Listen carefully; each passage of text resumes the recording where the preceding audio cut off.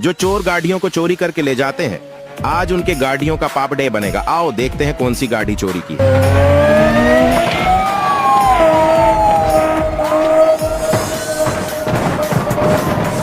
लगता है यही गाड़ी चोरी की है, लेकिन उसे देखने से पहले बेटा, मुझे देखकर इग्नोर मत करना। इस बार जो भी एग्जाम में पास होना चाहता है मैं पास कर दूंगी, मगर मेरा भी एक काम करना होगा। तुम्हें इस वीडियो को एक लाइक और चैनल को सब्सक्राइब करना होगा और 5 सच्चे मित्र को शेयर करना होगा। और मेरे बेटे जाते जाते कमेंट में सरस्वती मान लिख दे। और इसका तो पाप डे बन ही गया।